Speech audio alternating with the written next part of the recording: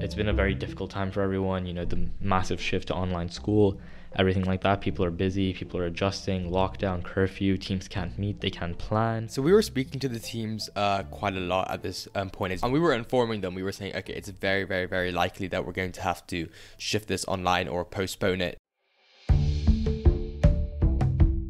From Amaya Media, I'm Chirag Desai, and this is Tales of the Trade, a show about our local entrepreneurs and the stories not just behind their companies, but also the communities they're bringing to life.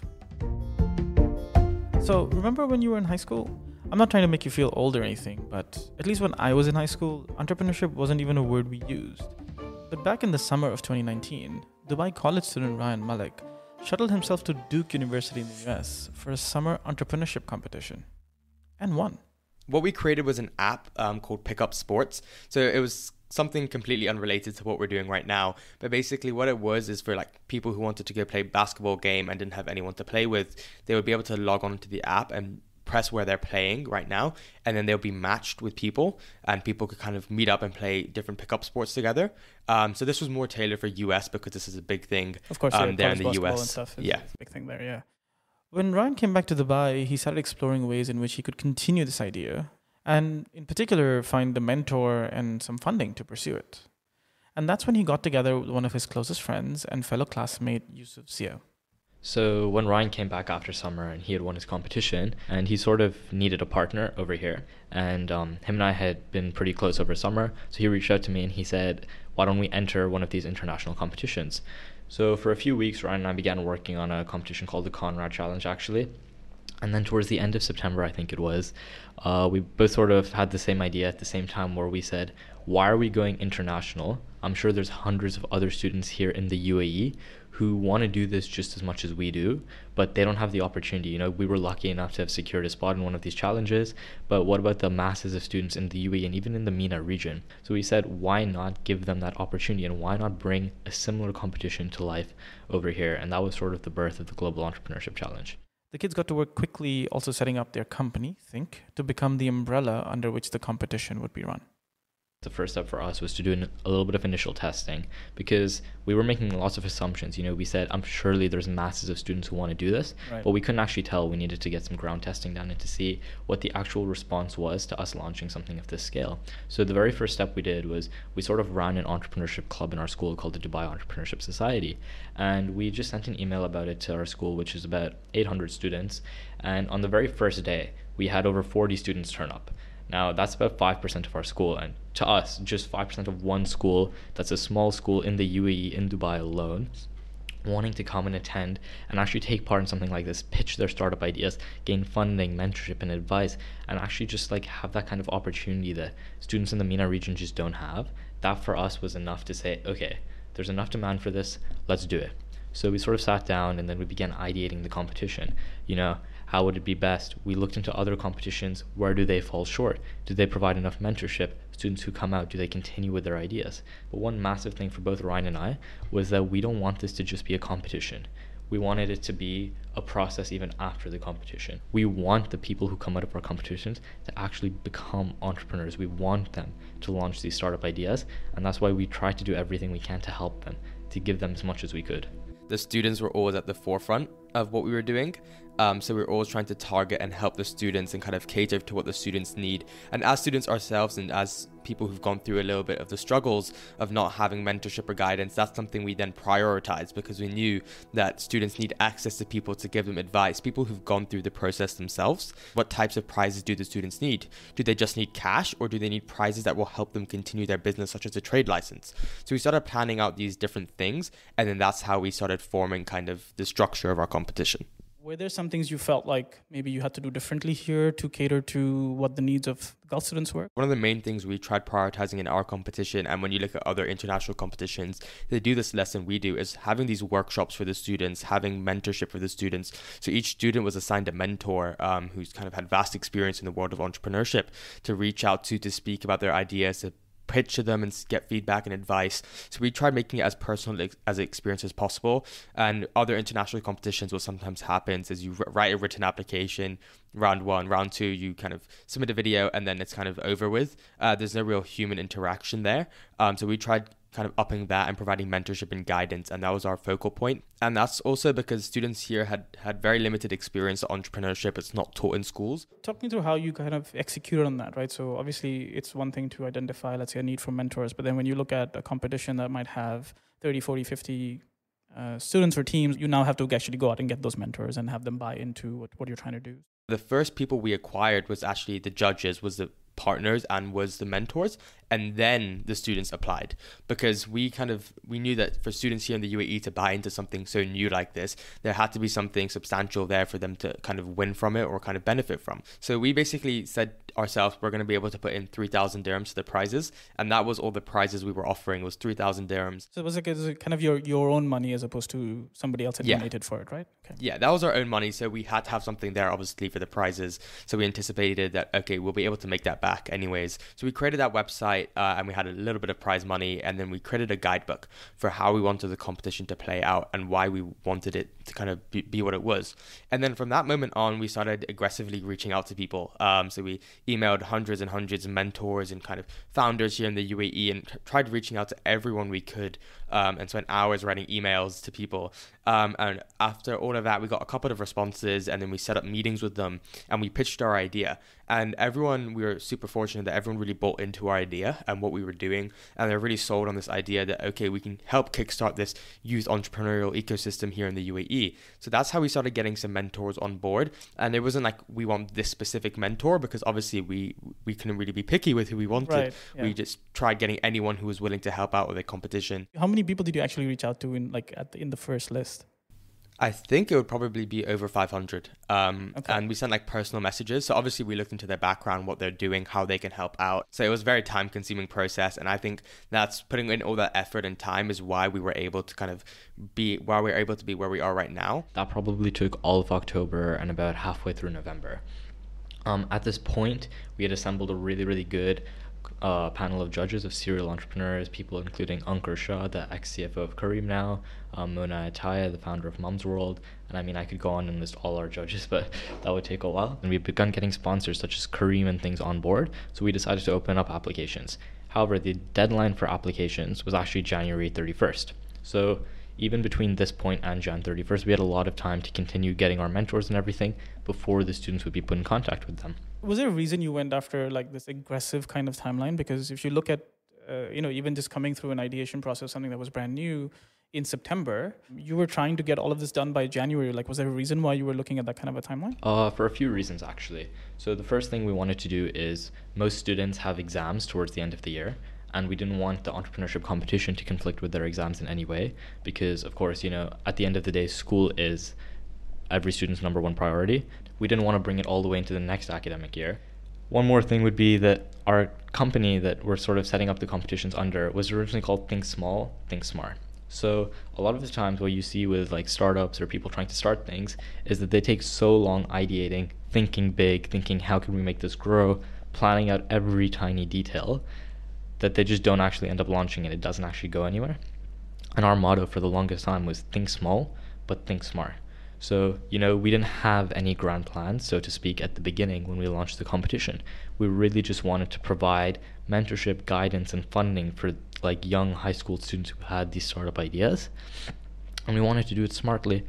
And at the end of the day, like our competition did grow exponentially in ways we never could have imagined, but thankfully we were well prepared for that. Obviously, we were brand new to this, so we were learning everything as we were going along. We had never pitched an idea properly to kind of a company who's willing to give us money, so we never had that whole experience of kind of the pressure of pitching an idea, creating our own pitch deck, covering all the things we need to do, making sure our marketing material is right, communication. So we ran into all those minor issues, people rescheduling, cancelling, but from September to January, I think it's fair to say that we had it pretty good. I mean, everything kind of went relatively smoothly. You mentioned dealing with a few hiccups and understanding how, let's say, for example, communicating effectively and all that.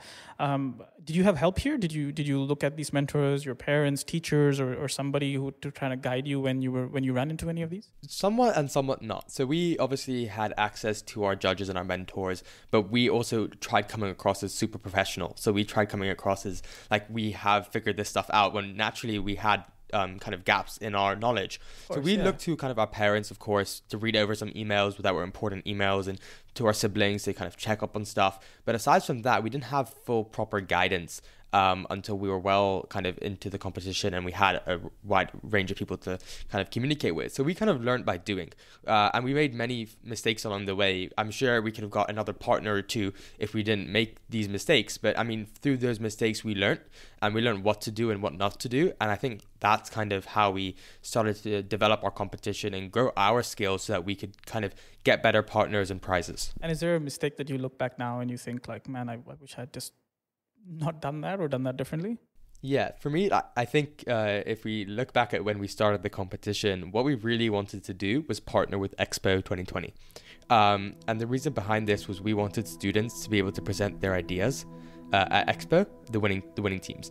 And this was something that we really, really, really wanted to do. It was, I wouldn't say the whole purpose of the competition, but initially when we started planning it out, like the best prize we wanted to offer was that opportunity. And the one thing, if I'm looking back on it now, would have been to not reach out to Expo so early on, because obviously we were naive. We reached out to the biggest one possible at that time in hope that something would happen. And we got rejected from that, and they said no. Oh, they actually said no. It's not that you couldn't get through to them. They actually didn't actually. Yeah, they said no. They said that they're not willing to do it, and that they had their own like mini competitions going on. And obviously that was a difficult one to take. Obviously it was our first ever rejection in our first ever attempt for what the whole competition was meant to be for Expo. So that was probably one of the kind of hard moments in our kind of journey, I would say. And regret is kind of reaching out to them so soon.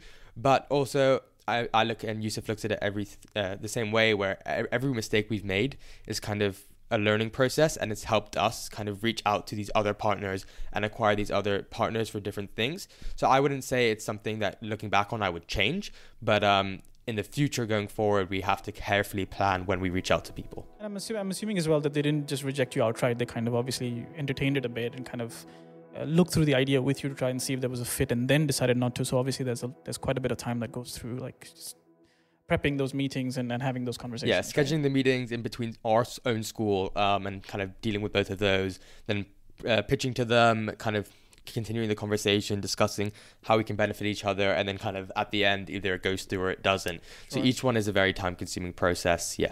So pretty much with every mistake we ever made, like as Ryan mentioned, I mainly handled the design and the marketing. And as I look back, I mean, I fell very short on our social media marketing. So many of the resources I put out were, quite frankly, like disappointing and things like that. But I look at that and I say, you know, okay, that was the very first time I ever did anything. But, you know, I've read more books, I've read more articles, I've spoken to people who work in the design field, who work in marketing, and they've told me, and, you know, I've been able to learn from that, so that we're at the point now where, you know, I don't think I'm anywhere near knowing enough, but I certainly know a lot more than I did last year. And for me, that's the biggest achievement. And that's why, like, I've been so passionate about this competition from beginning to now. Who was the first sponsor that came on board? Yeah, our first sponsor was a company in Abu Dhabi called Crypto Labs. They're like an incubator, accelerator. Yeah, I've been there. Yeah. So it kind of fits under the right theme. So we reached out to them. We went down to Abu Dhabi and pitched our idea, and they obviously got behind it just by the nature of what they're doing. And they were the first ones to kind of give us that opportunity and the time of day and actually accept the partnership and provide. And all our kind of partnership entailed with them was really focused on the students, so boot camps, workshops. And I can imagine that was a good feeling, especially after all the time that you'd spent kind of putting into making sure that you had good partners on board. But obviously it was a feeling like, okay, what we're doing can actually work. Someone's believed in what we're doing. They're willing to kind of put their brand forward and willing to put money and time into what we are doing because they believe it has potential. So it's kind of reinforcing. You could say that idea and the belief that what we were doing would work could have been like decreasing because of all the rejections, all the time spent. So to finally see a little bit of outcome from all our work was a great feeling. And from there, then we started taking off. And it was also having a company that you can go to pitch to other companies and say, this company is supporting our idea. To us. Yeah. It gave us a kind of a much better opportunity to get other partners. And that was really instrumental in the development of our competition.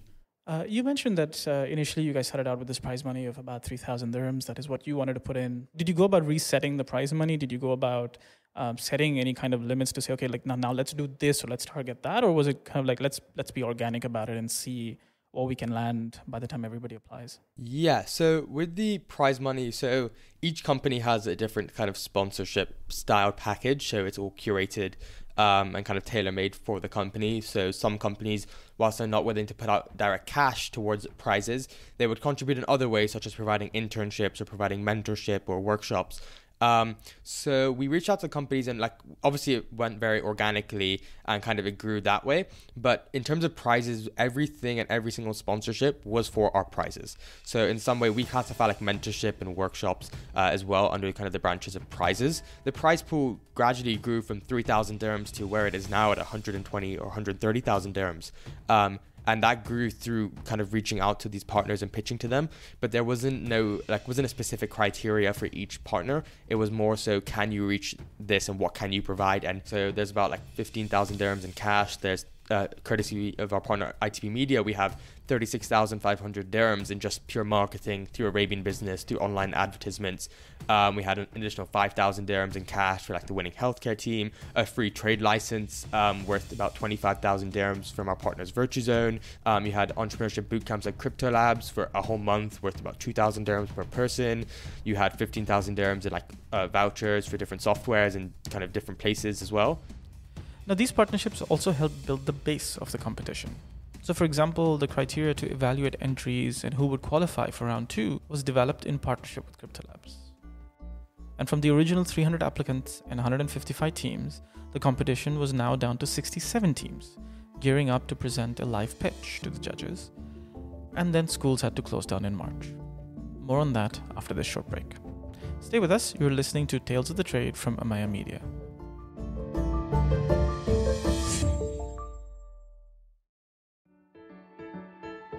Hi, I'm Courtney Brandt, and I'm happy to share that a new season of CSR of One, a podcast and social initiative, is live in your favorite podcast player.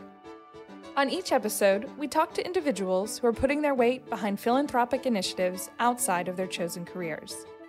From responding to the demands of the community during COVID-19 to realizing a sustainable dream, our guests are truly inspiring. You can find the third season of CSR of One in your favorite podcast players, Apple Podcasts, Google Podcasts, and even streaming apps like Spotify and Ngami. And we'd love it if you gave us a review on Apple Podcasts or IMDb for the episode or episodes you enjoyed the most. We can't wait to share these inspirational conversations with you and hear your feedback. Welcome back, I'm Chirag Desai, and you're listening to Tales of the Trade with Rayan Malik and Yusuf Zia, co-founders of Thynk and the Global Entrepreneurship Challenge. Now, as the competition was getting ready for round 2 in March 2020, Dubai was also dealing with a rise of coronavirus cases and instituted a curfew, leading to a shutdown of schools and events. Which meant that round 2, which we were planning to hold in our school's auditorium, also had to be cancelled. So we sort of reached out to the teams and we sent them a questionnaire, and what they said was that they would just do a pre-recorded pitch. This was limited to 10 to 15 minutes, and this was then sent off to our judges. That round 2 application filtration happened between March 14th and the end of March. And I mean, Ryan and I at this point were still extremely hopeful that the date which we had set for round 3, April 18th, we would be able to sort of do our live event of 1,000 people. Yeah, because we had communicated around that time, and I remember, I think one of you had replied back to exactly the same way to say, look, I mean, we're getting through with round 2, but hopefully, fingers crossed, before we hit May or June, we'll be okay, right? And then I remember having that conversation with you guys, yeah. Yeah, so we were still extremely hopeful at that point, and we really thought that, April 18th, it's a full month away from March 8th, hopefully that we can hold a 1,000 person event. But our judges, a few of them actually reached out to us and they said, guys, like, it's best to just be prepared in case this can't go through because things aren't looking good right now. So we started to sort of plan out and think, okay, if we're unable to do it live, what would be the best way of doing it instead? And what we did is, as we approached April 11th, a week before the competition, we realized, okay, this isn't going to happen. So we reached out to all our partners. We reached out to all our finalists now, the top 10 teams only.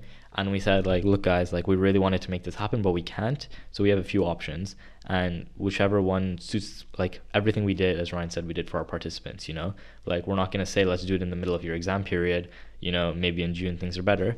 So we said we can either hold it at the beginning of next year, hopefully live, granted everything goes well. So that would have been around this time. Okay. Or we can hold it online at some point during, April to August.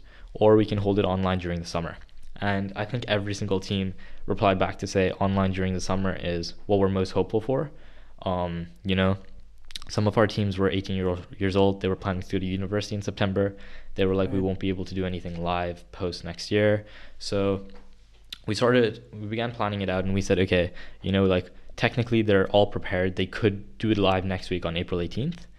But, you know, it's been a very difficult time for everyone. You know, the massive shift to online school, everything like that. People are busy. People are adjusting. Lockdown, curfew. Teams can't meet. They can't plan.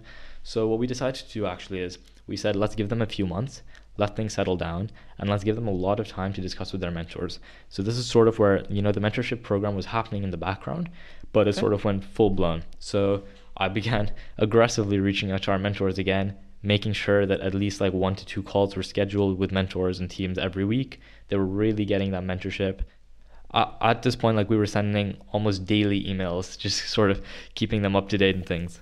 Yeah, so we were speaking to the teams quite a lot at this point, as Yusuf just mentioned, and we were informing them. We were saying, okay, it's very, very, very likely that we're going to have to shift this online or postpone it. So just be prepared that that's probably going to be the case. However, in the event that this event does take place on April 18th, you guys still all need to be fully prepared. So each team was still fully preparing. They were still having their mentorship calls. They were still working through their pitch decks and kind of trying to prepare as best as possible, but everyone somewhat kind of, as you looked at the cases and you saw them rising, everyone kind of knew that, okay, this is not going to go ahead. We tried holding on to that little bit of hope, but yeah, that's basically, everyone was working in the background, but we were all mentally prepared for it to be postponed. I mean, at this point we realized like mentors are also a little bit more free now. Like, let's really give them as much time and as much like face-to-face time with the mentors as we can. So of course, like the mentors had been having calls and things with the teams pre like the postponement, but I began making sure and like getting on, not that I wasn't on top of it beforehand, but just sort of like doing weekly check-ins with the teams, you know, making sure they had their calls, you know, what kind of progress they made. And around this time, Ryan and I also started doing a few check-ins with the teams to see if they needed anything, if they wanted to switch out mentors to, you know, get a different perspective. You know, a mentor perhaps working in like the fintech field, they might want a mentor working in the education side, just to sort of, you know, change things up a little bit. And did you come across any teams that felt like they needed, they were going to change something drastically because of this? To be honest, no. So a lot of the teams, their ideas actually fitted very well to COVID. So something we saw in the finale presentations that were just a few weeks ago is COVID helped their idea, or it sort of opened up the market a little bit more, because a lot of teams were doing things online. To give an idea, our second place winner, Virtutor, is an online learning platform, and for them, you know, COVID sort of only propagated their idea more and made their pitch more realistic. So I found out about the Global Entrepreneurship Challenge through one of my friends who was friends with the leaders of the challenge. Nada Hussain is one of the co-founders of second place winner Virtutor, a service that's aimed to use machine learning to grade, assess, and provide feedback to enrich online learning. And this was something that was born out of her and her classmates' own frustrations with online classes. And then I teamed up with one of my classmates who was really interested in artificial intelligence and machine learning so that we could actually develop the idea, think about the technicalities of how it would work. And then after the competition, I decided to continue pursuing Virtutor and hopefully actually seeing it flourish into the vision that we had for it, which was for it to be used by several students here in the UAE. And then it'll expand to other GCC countries, and then hopefully it can be used by other students around the world as well. Fast forward now to actually coming finally down to round 3. Tell me as well what you guys learned from just watching, you know, these 10 finalists kind of do their pitches and the levels they were at, considering all the mentorship that had gone in, all the hard work that had gone in, not just from them, but also from you in terms of putting this together. Yeah, Yusuf and I think, look back on the day of the finale, and it was an extremely rewarding experience, just being able to sit through that and watch kind of, as you said, the fruits of our labor, watch everyone kind of come together for this big event. So we basically took a step back and kind of looked at what we had achieved this whole year through the competition, and kind of said, okay, now we need to do this again this year, bigger and better. So we're still figuring a few logistical things out, including dates and exactly when it would start, when it would end, if we can even do it in person in a year's time, let's say, or if we can't, Are we going to prepare for it to be fully online? How are we going to structure it? If we are moving online, do we open it up to more than just high school students here in the UAE? Do we open it up to high school students all around the world potentially? During the application process, did someone reach out to you, let's say from outside the UAE? So we had a few people who tried to enter from, I think, Sweden, Finland, India. Oh, so not even the Gulf. Okay. Yeah. Yeah, as you mentioned initially, you had set the criteria as being in the UAE because obviously it was meant to be an in-person event. Is that something you, like, as you mentioned just now, you're looking to change, but are you looking to change it to go as far as Sweden and India? Yeah, this is something we're still currently kind of going back and forth on, because one thing we want to do is make sure we don't spread ourselves too thin. So we want to make sure that we're not having more applicants coming in that we can actually provide good mentorship for and kind of good prizes and everything. So we want to make sure that kind of we have that nice ratio of kind of applicants to mentors and to judges. So this is something we're still exploring. We do intend one day to have this kind of go and span more than just the GCC or the MENA region. But as of now, we're still kind of, as I said, going back and forth on it. Well, our conversation with Ryan and Yusuf focused mainly on the Global Entrepreneurship Challenge. As I'd mentioned, the students have also established a company, Thynk, spelled with a Y, under which the competition and future initiatives will continue to be ideated. We've kind of feel like we're building a brand under our company, Thynk. So we feel like we're trying to build a brand to help the youth in many different ways. So whether it be initially started off through the Global Entrepreneurship Challenge, which is providing an entrepreneurship competition for high school students. And that we still plan to continue, but we don't want to just solely limit ourselves to competitions. So right now what we're doing actually is we're developing an entrepreneurship curriculum with the support of faculty from NYUAD for high school students. So it's, and we're currently developing it right now and working on it, an entrepreneurship curriculum tailored for high school students, and we can provide these to schools and say, okay, here is, if you want guidelines, or if you're looking to try implement entrepreneurship into your school, or you're trying to kind of build that entrepreneurial community, these are some guidelines you can use. These are how you would structure a curriculum around it. So that's something we're doing as part of our brand. Another thing we're doing, and it's still in the works right now, so we're not going to mention too much about it, is something called Project Z, where we're helping students kind of get work experience, and kind of introduce themselves to kind of the formal world of work. And we're currently working on that solution, and we hope that will be out in a couple of months. I mean, we spoke a little bit about how COVID kind of impacted the competition specifically. So I kind of want to get your perspective as students, right? Like, how are you guys looking at this in terms of how it's affecting, not just, of course, you guys are doing a lot more, but how it's affecting your education? Yeah, I would say that the move to online has had both positive and negative effects being a student. So we're fortunate enough to get to a school that as soon as we went online in April or March of earlier this year, we immediately kind of had online classes, and it was basically our kind of what we were learning stayed the same. Obviously, there's a limit to what you can cover in an online environment, and there's kind of those technical issues. But the actual content we were covering, we were fortunate enough to not be in that position where we were kind of missing out on school time. But then you do look at it from the other side of things, like running activities, running clubs, just interacting with students, and that whole environment has changed. And it's a big part of the experience, right, of growing up and kind of being in school, actually, or even at university. Yeah, just that whole interaction process. And I mean, our school is trying their best to kind of create that whole interactivity in lessons and kind of break you up into different partner groups. But still, blended learning is happening. You have students at home still. So kind of the class dynamic has changed as well. What you can cover has changed. So yeah, it's a completely different experience. The exams, so luckily we aren't in a year where we were either taking our A-levels or our GCSEs under the British curriculum. But both those exams, kind of not being able to sit your exam but still be getting a grade for it, is a kind of a whole unique process in itself that kind of went horribly wrong for certain students. So there's lots of pressures also of online learning and uncertainties that were brought up. I think for me, it's more of a glass half empty, half full kind of thing, where it's all about how you choose to look at it and how you choose to frame it. So I think that COVID, obviously, like, our learning was, not to say compromised, but a lot of experiences that we might have had in school, and, you know, being able to interact with classmates, see friends and things like that, those were obviously sort of taken away or postponed until this year for a lot of us. But at the same time, like, the actual onset of COVID gave students a lot more time than we would have had if we were still going to school.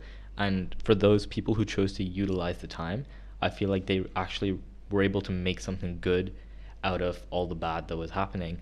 And like, for example, I have friends who chose to learn a new instrument, chose to take up cooking, baking, learn a new skill.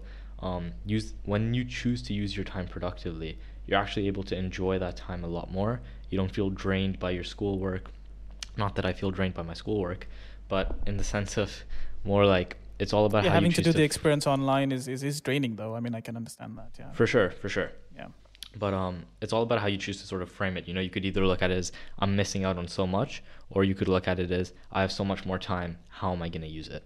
Yeah, for sure. It's just a whole learning experience as well. Just working for something for so long and then having something just completely change and disrupt what you're doing and having to adapt and adjust to it.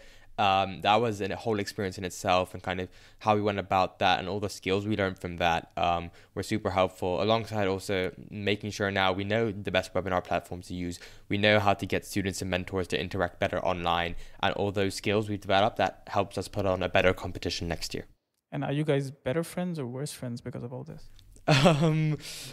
Mixture of two. It depends on the day. I'm gonna leave that one to Ryan. It depends on the day. Like some days, like when everything's going great and it's all fine, then I mean it's always fun being able to kind of live through these experiences with someone is always helpful, because when something goes wrong and kind of a sponsor rejects you that you really wanted, you have someone there as well to kind of go through it with you, so you don't feel like you're alone in the process, because it can be tiring and hard with school as well, having all that pressure on and kind of having to balance those two. So in those times as well, it's helpful. But obviously on the other side of things, sometimes yet again, like I don't want to work or Yusuf doesn't want to work, and kind of having someone holding the other person accountable. And that's when you can say, I guess, that kind of the friendship also I wouldn't say it's been worsened, but obviously we've tested out each other quite a lot when we have different views. We test each other out quite a lot when we have different views. Sometimes Yusuf doesn't want to do something and I do. Sometimes we disagree on decisions, but we managed to overcome most of those pretty well. So that's my opinion of it, at least. Yeah, I think I pretty much agree with that. Of course, like as we mentioned, there were so many days where, you know, we were just working so hard on it that I think we would meet together like during winter break at 7 a.m. and we'd be there till almost 5 p.m. just working together. And that was, you know, the whole of our winter break. And at the end of that, to come back to school and be sitting next to each other in the same class, you know, you sort of, there's almost like you see too much of a person, and there's certain times when you need a break. And then on weekends, going to meetings together, straight from school, going to meetings together. But overall, I think probably stronger. But did you guys take a break? Or you took it now? From each other? Yes. I mean, after the competition, we took off a week or a week and a half. And obviously, we see each other in school every day. So we still have that whole experience. But in terms of going and pitching to companies or hopping on video calls and kind of speaking to different partners or judges, that's kind of taking place less right now because we're more planning. But we are expecting that to kind of take place in a couple of months. But yeah, we have taken a bit of a break in terms of speaking to each other and kind of not speaking to each other, but like working on the competition, I guess you could say, for a few weeks. Yeah. You can find out more about Ryan and Yusuf's work by visiting thynk.me or globalentrepreneurshipchallenge.com, and we really look forward to seeing what they have in store next year. This episode of Tales of the Trade was produced by me, Chirag Desai, and made possible with the support of Pooja Sagar, Abhishek Venkatasubramanian, and Zainab Ujjaini. If you're enjoying this season, we would love it if you can share the show with your friend or leave us a review in Apple Podcasts, IMDb, or Podchaser. You can also connect with us on Instagram at talesofthe.trade. Tales of the Trade is part of the Amaya Media Podcast Network. You can find out more at amaya.media, and we'll see you in 2 weeks.